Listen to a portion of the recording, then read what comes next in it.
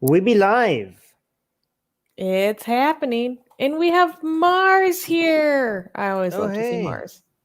Yeah, Mars been away for a while. Ghost Bunny is here. Yay. Wow, we already have a first question. That's fantastic. Oh, fantastic. Ghost Bunny is asking, firstly, how you doing? Secondly, what's something you know now that you wish you knew 5 years ago? I'm doing great. I'm going to give the And worst answer to this. oh no. Go ahead. Oh, Deborah is here. Um, well, okay, so I don't want to know anything that I didn't know 5 years ago because if I knew those things, I wouldn't be where I am right now. Things would change. The butterfly effect. Guys, do not dismiss the butterfly effect. If anything in the past changes, me as I know it today would not exist. And I like me as I know it today, okay?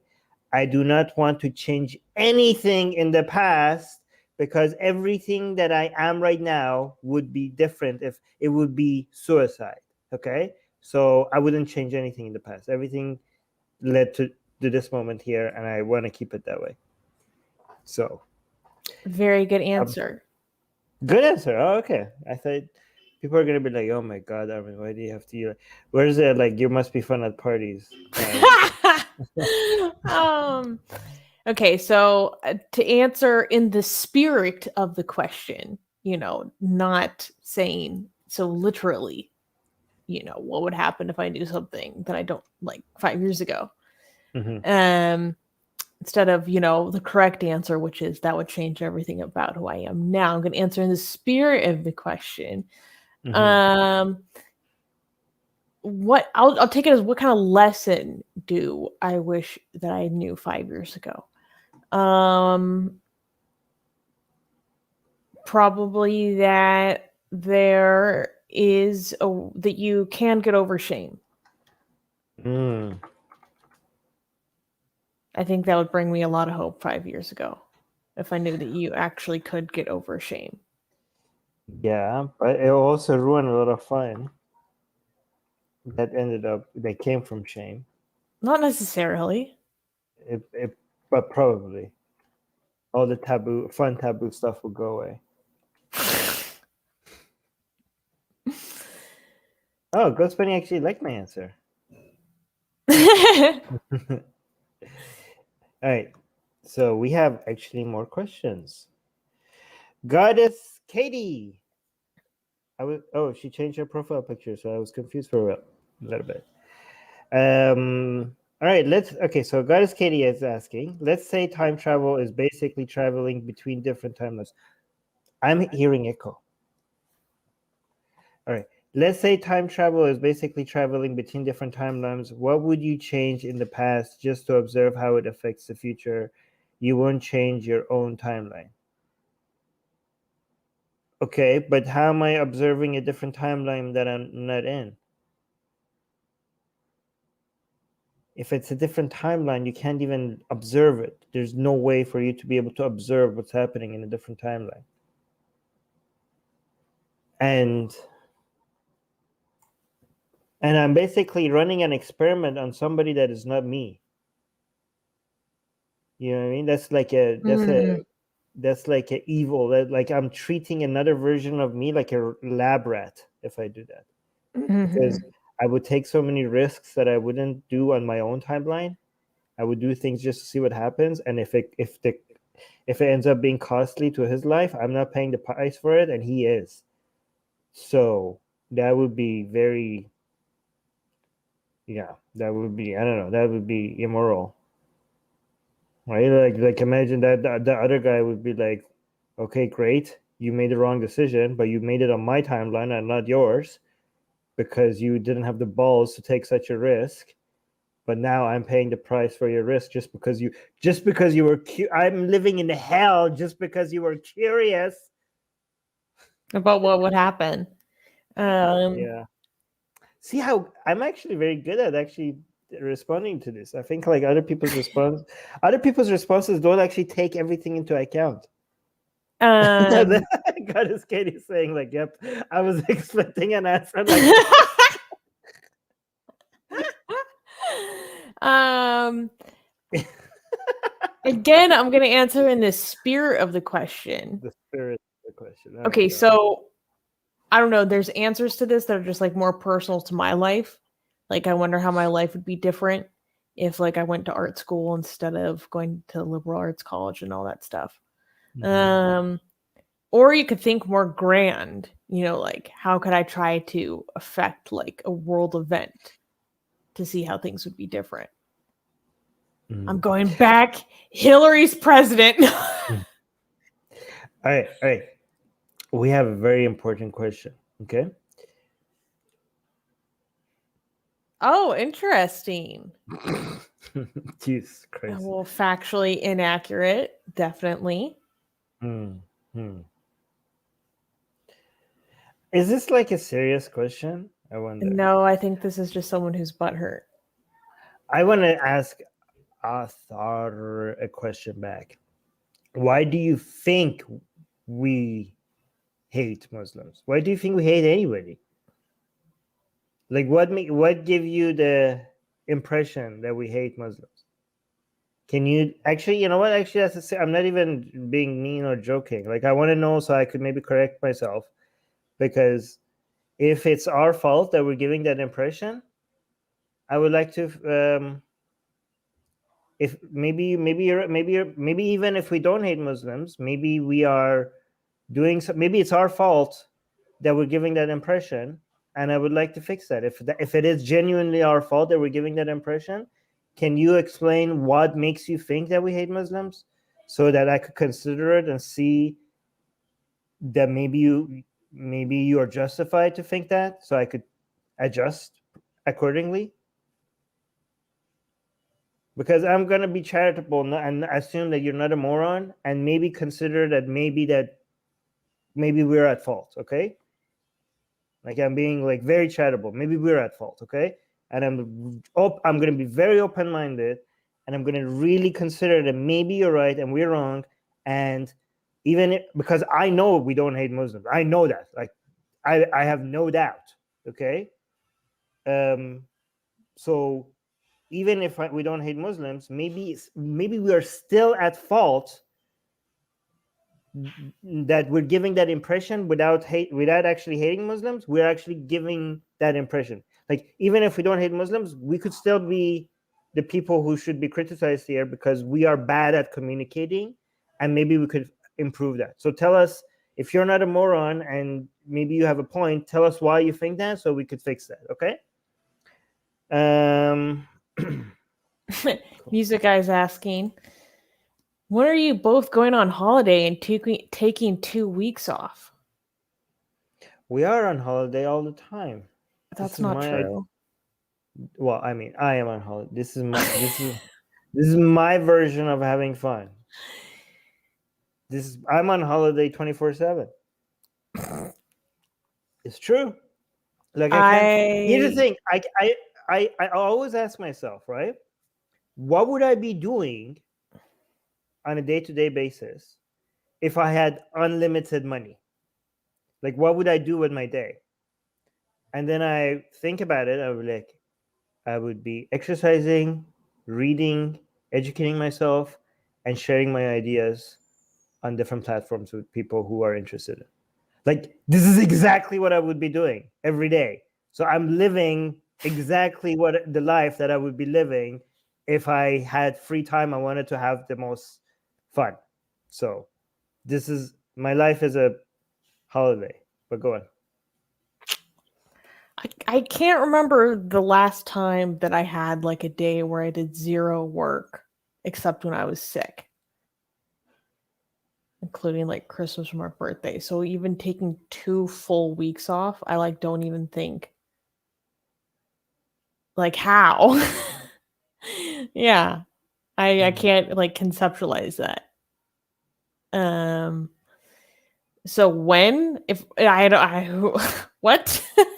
That's not in my vocabulary. Right. Well, hopefully you get to where I am soon. Here's a very interesting question on Twitch. You can't call this Ask Us Anything and then ban folks for asking minor questions. That makes no sense at all. All right. Well, we haven't banned anybody for asking questions, minor questions. However, you're wrong. We can. It's like, I don't know what you're talking about. We can call this Ask Us Anything and ban anybody for any reason that we want. We are that is within our abilities. So you said we can't. That is technically wrong. We are able to do that. We are able to call this. Yeah, I don't know. What do you think is stopping us from doing that? Because it's completely within our capabilities. All right. Next question. This doesn't make any sense. Okay, so the question is how to start with studying and understanding Judaism, aka books. If you're asking, my recommendation on learning about Judaism is to get a subscription on Audible, right? And get the crash courses. No, not crash. The great courses. Search for the great courses Judaism. Okay. If audio is not engaging enough for you and you want visuals with it, go to thegreatcourses.com. Search for Great Courses Plus. Get the monthly subscription of $20 a month and get the course on Judaism on the Great Courses. That is the best way to learn about Judaism, in my opinion. It depends on for every person. Actually, it depends. Your way of learning things might be different from me and other people, but that's a great resource in my opinion. Yeah, I was going to say Great Courses Plus. Great Courses Plus, right? Great Course. If you want audio version, get the Great Courses Plus on Audible.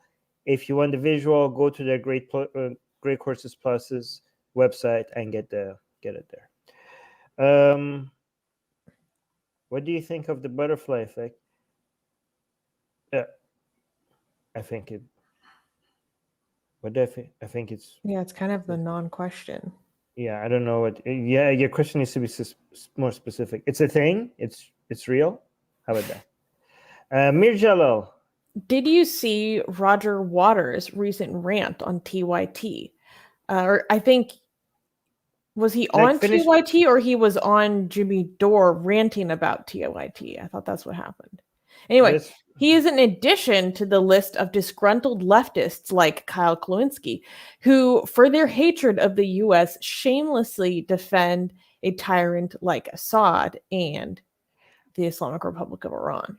I saw it, and it was weird for me to think like, wow, the TYT is right. These people are idiots. What? It was that bad? It was so bad it made TYT look smart? Yeah, TYT. Oh, no. They were anti-TYT because they are saying these are the people to the left of TYT, so much to the left of TYT that are defending Assad because they're anti-imperialist, anti-everything United States, right? So, and the TYT is like, no, Assad bad. That's very interesting. I didn't see the rant, but I know that Roger Waters is really big into. He's a rock star. He's really big into BDS. I think he made a whole documentary about BDS. That's Boycott, Divest, and Sanction the State of Israel. For those who are not aware. It's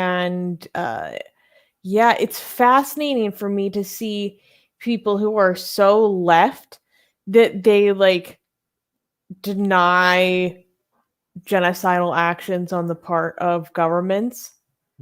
It doesn't make sense to me. Where does that compulsion come from?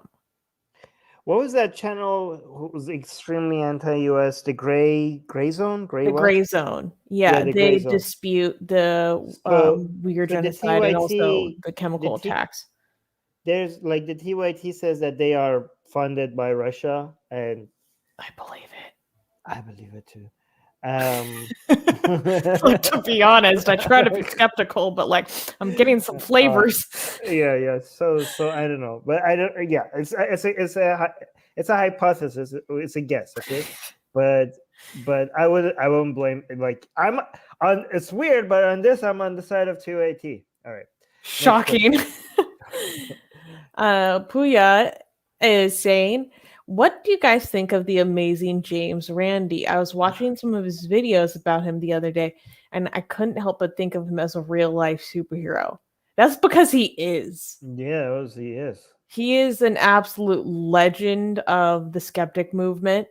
Like, Yeah. he's done so much to expose frauds, to get people to not always believe necessarily just what their eyes see. You know, you have to look at things more thoroughly, more skeptically. I think he taught a lot of people about the scientific method. And like, we were watching his videos in my neurology classes in college because he's just like that good. Yeah, I was actually in one of his magic tricks. I knew you were gonna pull that up. Yeah, I was gonna show it, but it's 2 minutes long, 2.5 minutes long, so I'm not gonna show it. Just go on Facebook and search for Armin Navabi James Randi. A video will show up. He got me to tie his hand, and he got out of it. It was pretty cool. Yeah, so I was in his magic trick. Anyways, I still need to watch the like documentary he did about him Yeah. going to India to like create a guru, basically. That sounds Yes. very much on my alley in terms of like studying You like should watch cultic that. psychology. Him and his lover. And the fact that they became lovers afterwards, it makes my Yeah. heart so happy. When he passed away, I didn't even know that he was like part of the LGBT community.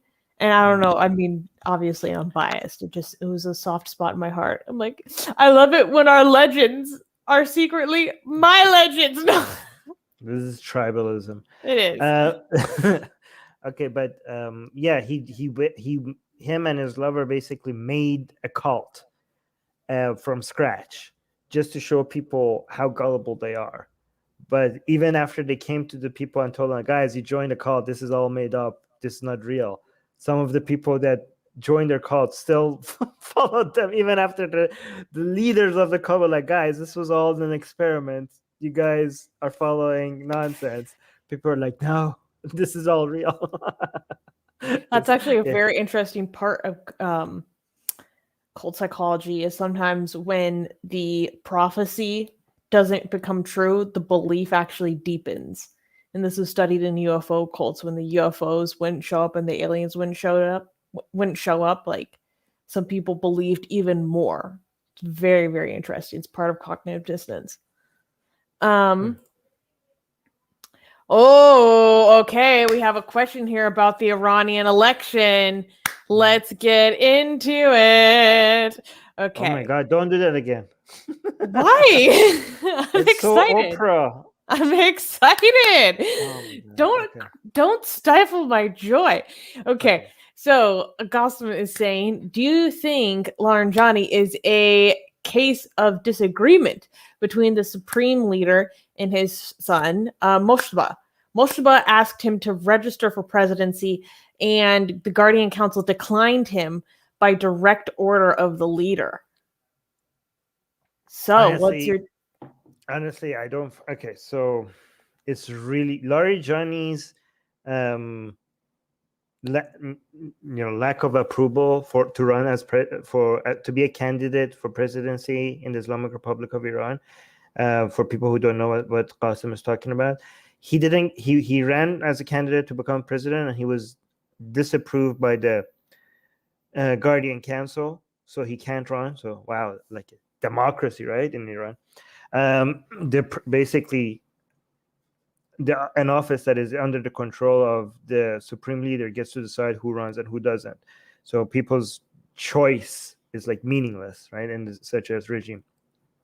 But the reason why he was not approved, anybody that comes with a reason right now, they're pulling theories out of their behind, because everybody was shocked. Laranjani is such a high up official in Iran that everybody assumed that he's definitely gonna get approved, right?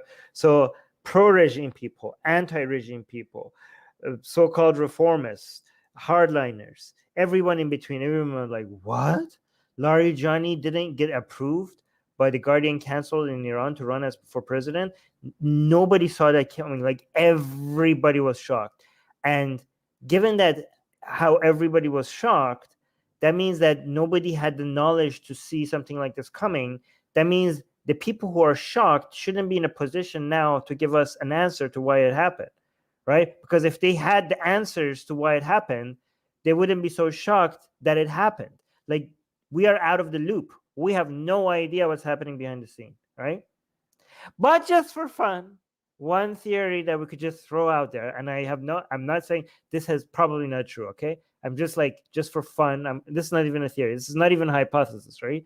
But what if, conspiracy theories, what if he was there to be rejected, so he takes the shock away from other people being rejected, because he was so shocking for everybody, would be so consumed from him being rejected that people will be like, well, if he's rejected, then Saeed Muhammad being rejected, or Mahmoud Ahmadinejad be rejected. Like, that's not even a big deal anymore because Larijani got rejected.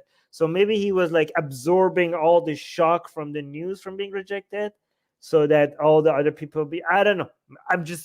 This is just one random, I just came up with it right now, by the way. I haven't thought about this before. But people, it's easy to come up with theories like this. Is it true? Probably not. Is it fun to guess? Of course. But go on. What do you think? Oh, I mean, I don't know nearly as much of the gossip and speculation as you do. But there's only a few weeks until the election, right? Yeah. Oh my goodness. I think this like relationship with, or all the relationships surrounding Moshabah is like versus Raisi is very interesting to me. All of the, we did an entire stream on the Iranian election, guys. Go check it out if you're interested. It's coming up if in you a want few to weeks. understand like who we're talking about, because we really go deep. Just search Atheist Republic, Iran elections. A couple of live streams should show up. Anyways, let's go to the next question. Well, this is less of a question. Atheist is trending again. Read the name. Goddess Katie is asking, was commenting, atheists is trending again in India, but this time it's the Hindutva complaining about a cleric R-ing a girl inside a mosque. They are saying, we're not saying the word, by the way, for people who are new here, because YouTube algorithm doesn't like us saying these things. But go on. They're saying only atheists only speak up against Hindu priests. Okay, this is a comment, so we will look into this. So I know you sent me that news story. Okay. All right, guys, but this is Q&A. Try to keep it to questions. So Trailer 50 is asking a question. Oh yeah, and thank you for coming back, Trailer. I remember I asked you to come back to this stream to ask me this question. What do you guys think about LGBTQ people who are religious / promote religion, especially Susanna, since she is bisexual? What does Armin think about LGBTQ Muslims? With Muslims in quotations, I might add, which I think is interesting. I'm not a how do I want to put it? I understand the compulsion. I understand why a lot of people from the LGBTQ community hang on to religion, despite a lot of the stigmatization that they continue to face, being promoted and validated by religion. For a lot of people, it was a really integral part of their community, and that, or how they understand relationship, or maybe they just have a desire to have a relationship with something greater.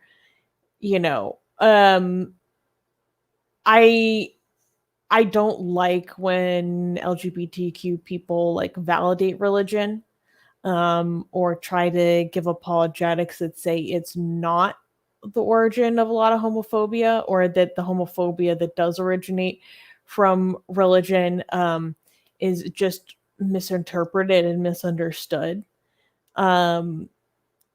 In terms of LGBTQ people who promote religion, like I know a lot of them. I used to work for a lesbian rabbi, for goodness sakes. And what I will say that they do a lot to reform believers in their practice. So I don't like the fact that they try to reform the faith, try to reform the understanding of the scripture, because I'm an anti-theist. I think that even if you reform it, it's still not true. I do think that you can reform believers' behaviors. Like I believe in like Christians reforming, not Christianity reforming. So I do like the work that they do to change people's behaviors. But I don't like all that other stuff that comes with it that I still find to be untrue. Okay, the second part of the question was for me. What does Armin think about LGBTQ Muslims? Which ones? I don't usually have a view on an entire group of people as a whole. I don't like the idea that you put quotations around Muslims for LGBTQ Muslims. You could definitely be LGBTQ and Muslim at the same time. Just because you're not following Islam doesn't make you a non-Muslim. If sinning makes you a non-Muslim, then we have no Muslims, right? There's no Muslim that has not sinned against the laws of Islam. So not living according to Islamic laws doesn't make a Muslim a non-Muslim. Are LGBTQ people who are Muslims who think that Islam doesn't contradict LGBTQ rights, are they wrong? Yes, they are wrong. Does that make them not Muslim? No, it doesn't make them not Muslim. They are Muslims who have some wrong views about Islam. Having wrong views about what your religion stands for doesn't mean you don't belong to that religion. By definition of, by most definition of who's a Muslim, as long as you believe in Allah and Muhammad as his prophet and the Quran as a direct word of God, you are a Muslim. Even if you've never read the Quran, even if you have never read the Hadith, even if you don't follow a single teaching of Islam, only the Khawarij thought that not following Islamic laws makes you a non-Muslims. And they are the only Khawarij that are left behind are in Oman, and they don't even think that anymore. Yeah. So this is they're like, so extreme. Yeah. So if you think you sin, you're not a Muslim. If you think that not following Islam makes you a non-Muslim, you're more like, there's even Salafis don't think that, right? Even Salafis don't consider you a non-Muslim for sinning, right? So this is something that is this idea of like calling out people as non-Muslim because they're sinning, because they're living a non-Islamic life, is called takfir, and it's something that is looked down upon in Islam. And it's something that is, Khawarij is something that both Shias and Sunnis and everybody uses as an example of an extremist group that should be avoided. Everybody should avoid acting like. And takfiring people for their sins is not something Islamic. So saying that, oh, you're LGBTQ, so you can't be Muslim. Again, a lot of idiots, by the way, think that if I say, oh, you can be Muslim and LGBT at the same time, that means I'm saying Islam supports LGBT rights. That's because you are an idiot or because you can't listen. There's a difference between these two. No, there is nothing in Islam that supports LGBTQ rights, okay? That means that if you're Muslim who thinks Islam supports LGBTQ rights, you're wrong, okay? But being wrong doesn't make you a non-Muslim. If you can't see how that works, then try, I don't know, brain exercises don't work, I heard. Like, there's no studies. I think you're just dumb. I don't know. Like, oh my God. I don't know. No, yeah, I don't know. Like, I don't know how to exercise it was very interesting. I was watching a lecture by Dr. Syed Omar Naqshwani, my favorite Shia scholar / lecturer. Mm-hmm. And I can't remember exactly. He's very homophobic. And he When was she's saying saying that, favorite, not she doesn't mean okay. By the way, yeah, people say don't Armin, don't clarify, but it's obvious. You're dumb, so dumb to not know how dumb people are average people on the internet is. Okay, when Susanna is saying favorite, I have to clarify it. She's not supporting the guy. These people are so bad that they're fun to listen to. yeah, exactly. And he was saying that you can't be gay and Muslim. It was very interesting. I wish I could remember his argument for it right now. But that was kind of actually surprising and a little bit shocking for me to hear. Because for exactly the reasons that Armin outlined, like Takfarian people is very stigmatized in, well, unless it's against Ahmadis. Oh, that was fast. You're muted. No, I had to check We have somebody. a question for Ghost Bunny. If you got a free check for $5,000 right this second, how would you use it? Can I just save it? It's not very interesting. Can I save it for a down payment on a house one day? Add to emergency fund. Yeah. I would add it to my emergency fund. It's not very yeah. not very exciting for both too financially conscious. I'm like, that's not going anywhere. Yeah. Wait, this is way outside of like my purview. Do you think Americans should have free healthcare? If so, how do we go about it? Free healthcare.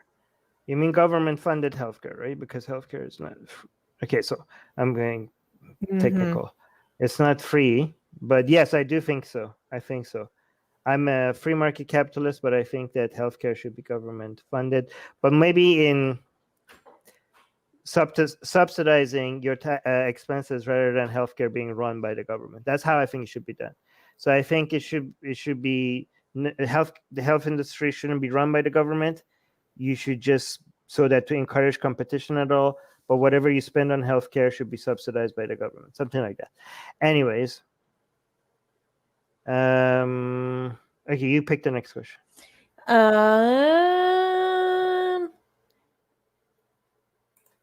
What do you think / what do you know about Tunisia?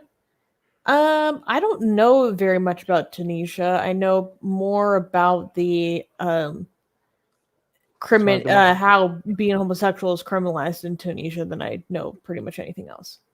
Yeah, it's one of the most secular Islamic countries in the world. It's also one of the most secular Arab countries in the world. However, it's still pretty backwards compared to what it should be.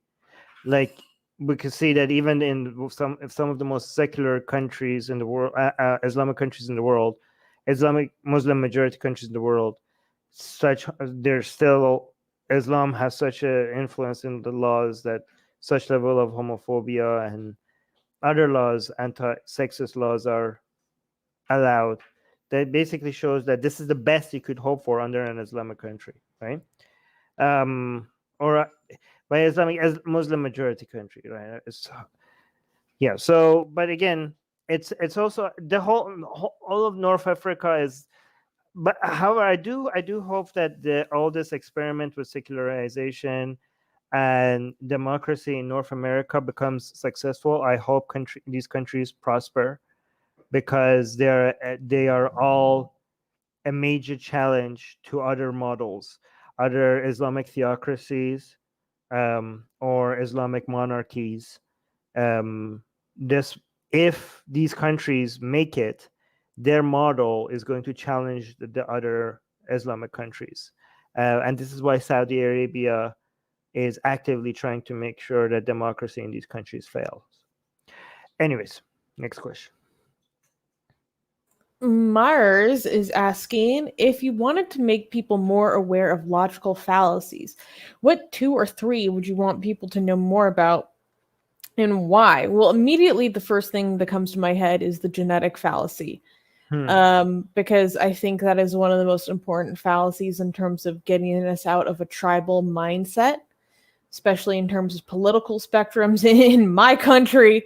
I need more people to be aware that just because the person making the argument comes from any specific side, any specific identity category, what matters is their argumentation, not some characteristic of theirs or who they're associated with or necessarily where they come from. Right. Black and white thinking is a logical fallacy, right? That needs to be. I guess. Yeah. Wait, is that categorized as a logical fallacy? No, is I almost think of them more as like a bias. No, it is. No, well, no, it is a logical fallacy. Well, I mean, logical fallacies are a lot of them are biases. Yeah, I think black and white thinking is a major one. Another one was well, whataboutism is also a logical fallacy, a major one. That's Which a big is one. Yeah. Also anecdotal. Yes, Anecdotal. you're so right. That's a anecdotal huge and genetic fallacy would definitely be the three. Those are if You're people the two. understood yeah. No, but and also black and white, that would be three. I think these three, if people get it, because those are the most common ones that people in the live chat keep using it. And I'm like, oh, but my grandpa, my grandpa was a Muslim and he was violent. That's why all Muslims, I think, are dangerous. Like, oh my God, just like, yeah. Yeah. Oh, also circular reasoning. That's true. Yeah. All right. Pick the next one. Oh, here's a good one. Floor gang or ceiling gang? Floor gang all the way. Of course. Not even I don't even know who ceiling gang is. Just nobody that is ceiling gang. Doesn't make any sense. Okay. All right. Next question. I'm looking for like a good question. I'm getting picky. Do you think I don't know what that is? Here. Even here. Armin, what do you think about agnosticism? Depends on the God you're talking about, right? Agnostic towards which God? And also, I hope you understand that agnosticism and atheism are not mutually exclusive, right? One could be agnostic and atheist at the same time. And I think the most logical position towards a deistic God is obviously an agnostic atheist. An agnostic atheist does not mean that you're taking the existence of God at like 50-50. I think a lot of people think that when you say you're agnostic towards the existence of God, that means you're 50-50. No, there are certain things that you cannot disprove, but it would be idiotic if you believe in them just because you can't disprove them, right? There's no way for me to disprove to you the existence of a Santa Claus, and I could come up with definitions of Santa Claus that you are not going to be able to disprove, or Peter Pan, or whatever, right? Or the world of Harry Potter. You cannot disprove that world is not real. So you could technically, there are many things that you cannot disprove. I don't know. There are famous examples: Russell's teapot, Carl Sagan's dragon in the dragon. Where was the dragon? Yeah, wasn't it a tiny dragon in his garage? In a garage, and we have the flying spaghetti monsters. Nobody could disprove any of these things. So if you say you're agnostic, you're an agnostic atheist towards any of these things, or a dragonist or a teapot, it means that you acknowledge that there is no way to disprove it, but that doesn't mean you're taking the existence of any of these things seriously, right? You mean you're just putting their existence, just because you can't disprove it, you are considering that the chances of existence is basically next to zero, basically practically zero, because there are infinite number of things that you could come up with that you can't disprove. Because the number of them is infinite, the chances of each one of them existing is 1 over infinity, which is not zero, but technically zero.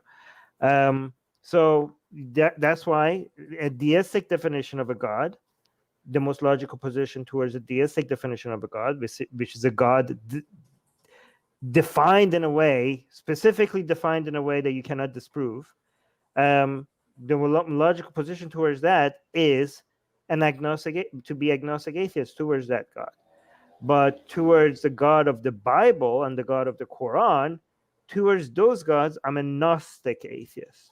So I'm a Gnostic atheist towards the God of the Bible and the God of the Quran, because these gods are self-contradictory. But towards a deistic God, I'm an agnostic atheist, but again, that does not mean that you're taking the existence of these gods seriously. I hope people understand. Just go search. If you want a more detailed explanation of this, just search for atheism versus agnosticism, Atheist Republic. We wrote a detailed explanation on this. That should be the first thing that shows up. So search for atheism versus agnosticism, Atheist Republic. Okay, cool. Next. Gasian American is saying, "Hi, sorry I missed your stream about the most harmful religion." And then in regards to that, Taoism invented gunpowder. Does that technically qualify Taoism as the most dangerous religion?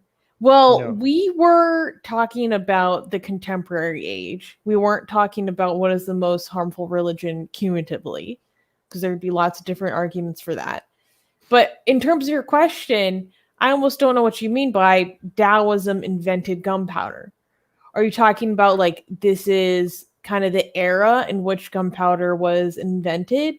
It's not my understanding that there's like scripture that gives you the ingredients to invent gunpowder. Maybe I'm wrong. Or do you just mean someone who was a Taoist or in a Taoist era invented gunpowder? Because that would make more sense to me. It's kind of similar to when people credit, the advances of the golden age of Arabs and Persians to Islam. It's like, not really.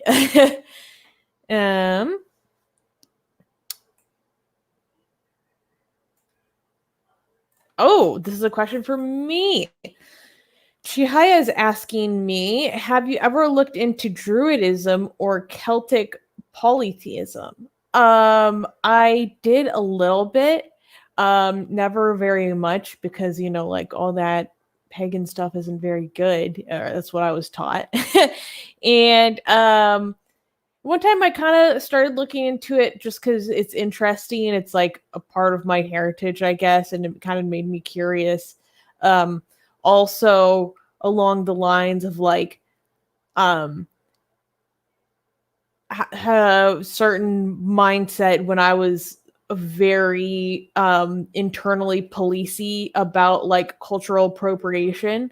It's like, well, you can't even like really study these other beliefs. Like you should just go see what your own are ethnically, I guess. Which is a really weird way to think about things. So I'm pretty much really familiar with like some of the symbolism. I don't know much else. I think a lot of the symbolism is cool. By the way, that person that we were wondering that maybe they're not dumb enough, maybe they have some points to make. We were trying to be charitable. We were like, maybe like you sound like you're very dumb, but let's give you a chance. This is what they came up with. I gave him an opportunity. I was like, just give it, like, you know what? We're gonna be so kind and charitable. Just think about what you want to say, and maybe you have a point, and we will be open-minded and consider it. And they went back and they thought about it. They sat down and were like, okay, this is my moment. This is my moment to shine. And they put all their intellectual capability to come up with something that we could all ponder here and get intellectually challenged. And this is what they Wait, came I up think with. this is a different person. This is a different name. It was a different name. Oh, really? I'm 90% sure it was a different name. Oh, okay. But I love atheists who are intellectually circumcised. I've never heard that before. Amazing. Wait, is it? But that makes me halal. No, it was the same guy. No, I think his name was different. Okay. It was like on there before. Anyways, Casey on Facebook is asking this question. Yay! Casey is asking, what do you guys think of Canada extending the dying with dignity for people with disabilities now? they don't have to know that they're going to die in the future for sure. Okay, so you're saying that this extension now doesn't make this only applicable to people with terminal illness. They just have to be in enough pain and know that they want it to be done. A lot of people I know are losing it over this, but I'm all for it. Oh, this is a very complicated question. Well, I don't actually know about this in the context of Canada. Armin, are you familiar? No, oh, actually, wait. Yes, this is actually something I cared about a lot because my mom died from under a lot of pain, and I wish that this option was available to her when she died, because she went through a lot of pain unnecessarily. I also know a bit about this in Canada because Catholic churches were trying to not provide this option, and Canada's government fighting them, and they were like, nope, you have to. Yeah, it's a form of euthanasia, right? Yeah, well, yeah. No, I very much support this. Very much support this. Even if it's for people who don't have terminal illness? Yeah, I think it's your body, your choice kind of thing. I think so, yeah. Yeah. Yeah, go on. It's pretty complicated. Well, I can see why it's complicated. Like, I studied disability studies in high school, and this idea is very controversial because some people in disability rights advocacy or activism think that it is a devaluation of disabled life, saying it's validating this idea that like a disabled life is not worth living, that it's it's a reflection of able-bodied people like desire to die if they had to live that way, not even necessarily because they're in pain or have health problems, like just because of maybe difficulty with mobility or perceived lessened quality of life. So I know it's very controversial in that sense, but I can also see why some people who do live with disabilities, like they are fine with themselves and they just, I don't know, I can see how that could be right for other people.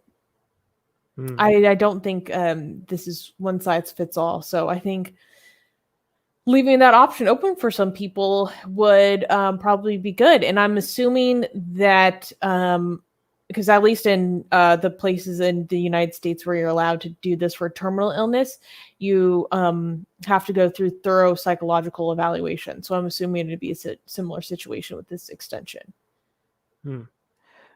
I was looking for that other guy because I was kind of upset that I mistook him. But I went back to see if I was right or wrong. I think you're right, I was wrong. Let me see. But I found some good questions when I was trying to look for that guy. Here, look at this.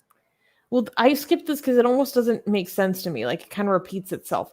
So, Sabella Toda 2 is asking if gender is a social construct, which I don't think it is. Does that mean that gender identity is also a social construct, which I don't believe it is? Like, that confused me because that's just repetitive. Like, that's the same thing. You just said the same thing twice. What does that mean for trans? That doesn't make sense to me either. Your question doesn't make any sense, but if gender is a social construct, does that mean that gender is about identity? That's the same thing. Yeah, gender is about the reason. If gender is a social construct, that means that it's about your identity. So you're just repeating the same question twice. How could something be a social construct and not be about your identity? You're talking about something that defines an individual, and you're also saying if it's a social construct, that means it's about their identity. So the identity part of gender identity is already within the word gender. So you are basically repeating, your question is circular.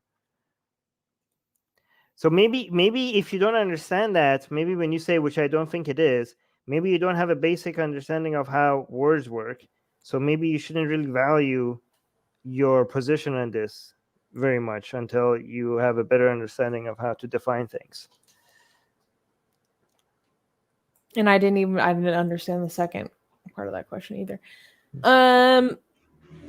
Oh no, I saw something else. Okay. Hey, and we have a question deliverer for us. So this is Ghost Bunny delivering a question on behalf of Terrell's. Oh wait, he wants you to ask Armin to say, pick up the phone, alhamdulillah, or whatever Islamic expression is relevant, as if he's a prophet saying it. What? Okay. Okay, first of all, you guys don't understand. I'm ex-Shia. All right? We don't often say alhamdulillah like a Salafi or something like that. Alhamdulillah.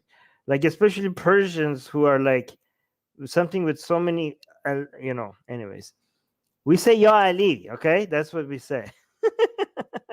Ya Ali. Like, who's Allah? Who gives a crap about Allah? We're Shia, okay? It's Ali all the way. Yeah. So, yeah.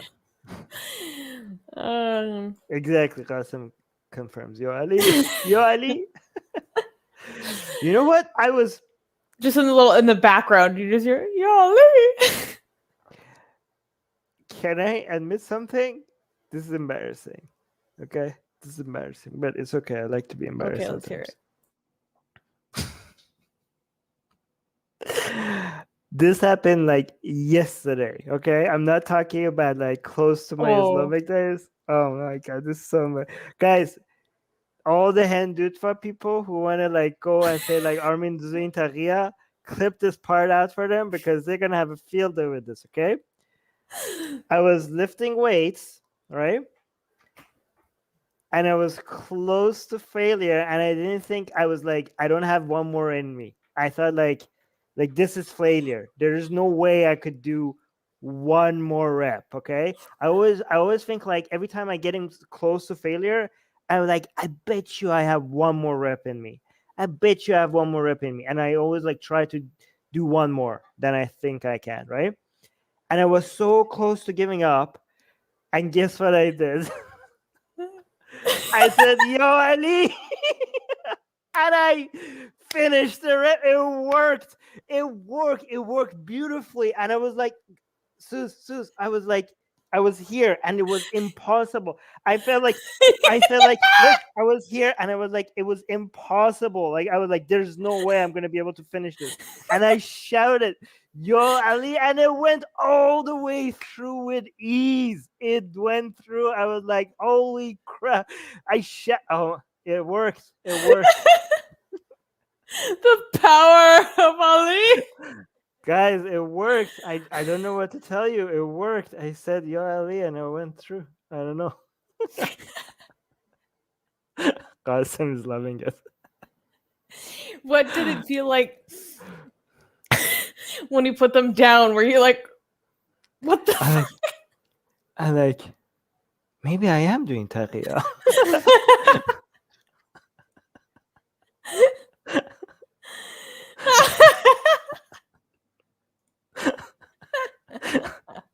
Oh, look, I'm converting proof enough for me that Shia is the right way.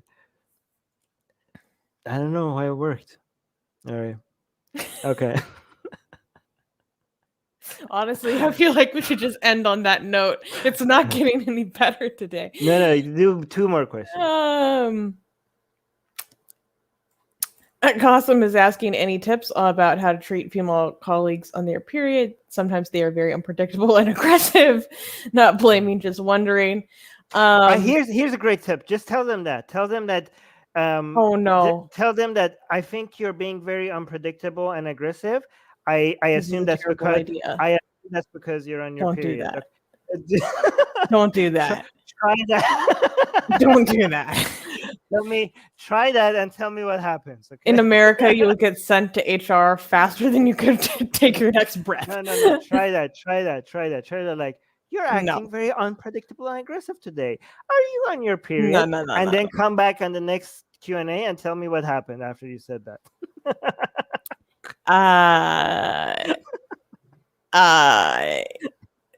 Don't, guys, that is setting you up for failure. It's like one of the most offensive things. Yes. You think? Okay.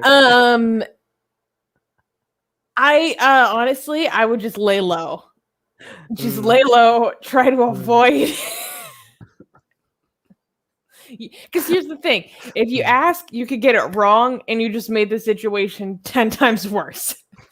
So I would just avoid at all costs. I can be not fun to be around at all during that time. And honestly, I think people should just avoid me. So that that's a personally informed answer. Oh, I love this question. Shoan is asking, do you think Israel is behind a lot of mischief happening in Iran? Because there has been a lot happening in the last 6 months, like a blast happening in military facilities, oil extraction sites, and the killing of a scientist, Fakhrizadeh, the top nuclear scientist. Wait, the killing Iran. of the scientist, we know that's a... Okay. But there was also recently, we haven't talked about it on this channel. It's basically just assumed that Israel destroyed a factory of attack drones in Iran recently, which is significant because Iran was using attack drones. Okay, I don't know. At this point, Israel could do half of the things, and then everything else that goes wrong in Iran, people are like, was this Israel? We don't know anymore. They're everywhere. They're everywhere. That's part of their plan, is to make people second guess. Is this sabotage or is this incompetence? That's how deeply Israel has them mind-effed. And now they actually came out openly. The head of Mossad came that we have infiltrated the heart of Iran's heart, like meta heart. Like he didn't say the heart of Iran. It's like the heart. Like I don't know what that means. And now everybody's trying to figure out what that means. And I think like we're so deep in the four chambers where we are the chambers. You know what should Mossad say? You should say like, Islamic Republic of Iran, we're closer to you than your jugular vein. They should do a Quranic verse. They should pull a Quranic verse on Islamic Republic of Iran. Say we are closer to you than your jugular vein. That would be so epic. Mossad, put out that tweet now. That is so beautiful because they're so paranoid.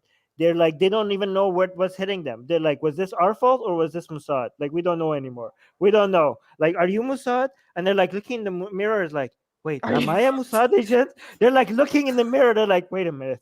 Maybe I'm a Mossad agent. Am I betraying my own country? I don't know anymore. They're checking under their beds. I love it. Make them afraid. Make them afraid of their own shadows. That's fantastic. Wait, I need to answer this. Sorry, this is triggering me. All right. If gender identity is a social construct, then who can trans identity? How can trans identity be correct? Is who? Okay, my God, this is bad English. Is who they are. It can't be a social construct. Oh my God, I don't know what this is saying. Sorry, okay, it's okay. You acknowledge that your English is bad, but I think I know what you're saying. Here's the thing, okay? Something being a social construct, it doesn't mean it's not real. I think you guys misunderstand. You think when we call something a social construct, we're dismissing it as useless. We're dismissing it as not real. There are many things that are social construct that are extremely useful and they're extremely helpful, okay? There are contracts that we have contracts that are social constructs, right? What I'm wearing is based on social construct and I like it. Okay, I like it. I like the social construct that makes me be able to wear t-shirts. And so I don't, so there are many things that are social construct. My entire identity, okay, so my entire identity is partly genetics, but a lot of it is a social construct. And guess what? I'm happy with it. I like it. I like the social construct that is my identity, okay? I'm very. I wear it like it fits me like a glove. Okay, the social construct that is a lot of my identity. It's just if I feel so comfortable with it. It's a social construct, and I like it, and I want that for trans people. I want trans people to have a social construct that is their identity that fits them like a glove as well. It's like the clothes that you wear. Sometimes you wear a clothes and you're like, this doesn't fit me right. I'm not comfortable in it. And then you wear something else like, oh yeah, I like how this feels on my skin. I feel comfortable. I feel more me when I wear this. Are clothes not constructed by society? Yes, they are. But you like some of them and you don't like some of them. Okay. So yes, it's a social, like, okay, so masculinity, okay, it's partly genetics, but it's also affected by social construct and social norms. By the way, when we say gender is affected by social construct, it doesn't mean that it doesn't have any tie to genetics. Of course, it has a lot of ties to genetics. It's not binary. It's not black and white.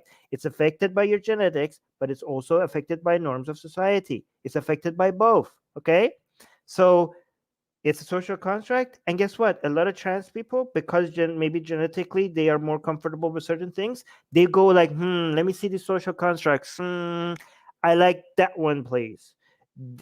Apparently, like for this sex, most society says you should pick this, but I prefer that social construct. It's something that society constructed, and you could choose to wear it. And a lot of trans people are like, I'm more comfortable with this one. Why can't they have it? Why shouldn't they have it? Why can't they pick which social construct fits them? We're not, just because something is social construct, we're not saying that it shouldn't exist. Like that's how you're thinking. We think like when we say it's a social construct, you're assuming that we think it shouldn't exist. No, in fact, let more of them exist. Let people have, like, now we used to think like, oh, there's 2 social constructs for like gender identity. Why not have 10? Like it's like going into a shop and there used to be two types of clothes that you could wear. Now we are making more. You could be like, I don't like either one of these. Do you have anything in the back? Do you have anything in the back that I can pick? Like, yeah, like, oh yeah, we have more identities now. What do you want? People are like, I like that one, please. Like, maybe at some point we have 100, 200. Anybody could wear whatever they want. Some people could keep switching. Some people are like, you know what? I was feeling of wearing a social construct that was more associated with masculine people. I wore that for 2 years. It fit me for 2 years. Now I don't like it anymore. It doesn't fit me anymore. I want to try this one. Can I try this one? Why stop them? Let them wear whatever they want. Doesn't take anything away from you. All right, that was a rant. Yeah. And we've been going for an hour. All right, cool. All right, guys, that was fun. I enjoy ranting. Why do I enjoy ranting so much? It makes me feel like, I don't know. I know. I listen most of the day. I'm listening. I'm following other people, and I'm thinking like, what is this guy saying? What the hell? And I want to yell at them, but they can't hear me. So then I come and do these live streams, and I'm like, all the rant that I was like, this is why I just figured it out. This is why I love these live streams, because throughout the day, all of these things that I just wanted to yell at somebody, I just come here and you guys are just listening to me while I rant. That's why I need these live streams. Well, thank you guys for being here and let me rant. Guys, a good stream. I see this. I like to end the stream like this when people are saying good stream. Thank you guys. Thank you. And make sure you subscribe to our newsletter. Link in the description. We have some beautiful blasphemous art that we shouldn't be giving away for free, but for some reason, me and Susanna have both of us lost our minds. Both of us have lost our minds, and we're giving all our blasphemous art to you for free. Susie, we're not that smart. I don't know. I thought we were smart, but apparently not. Okay, nobody deserves all this blasphemous art for free, but we're giving it away for free. All you have to do is subscribe to our newsletter, and you get sexy, juicy, beautiful blasphemous art. A lot of them for free. Okay, and we keep making new ones every week. So once you subscribe and you get the first bunch in a booklet, say subscribe so you keep getting the new ones as well. Cool. Yeah, right now we're working on releasing a comic representation of the story of how Shiva Lingam was made. So if you've always seen this little Shiva Lingam, And you're like, what is that? Like, I didn't know that is actually sex. Like, that is actually a sex happening right there. And so we're going to tell the story of what led to this creation that is worshipped. And it's hilarious. It involves a phallus burning the world. So go subscribe to our newsletter if you're like, what? Yeah. Oh, guys, if I see some other questions, but we have to go. We're gonna do more Q&As in other times, and also on Secular Jihadists, we're doing more Q&As there as well. So go over there and subscribe over there, and I'll try to answer more questions next time. Anyways, love you guys. Some of you guys, not all of you guys. I'm trying to be honest because I listen to other streamers, and sometimes they say goodbye and they say like, "Love you guys." I'm like, no, you don't. Why are you lying to me? So I'm not gonna be like I'm not gonna lie to you guys. I like you. I like you guys. Oh my God. I like some of you a lot. Okay. I don't actually love you. Don't believe people when they give love away so freely. Okay. All right. Bye. Bye.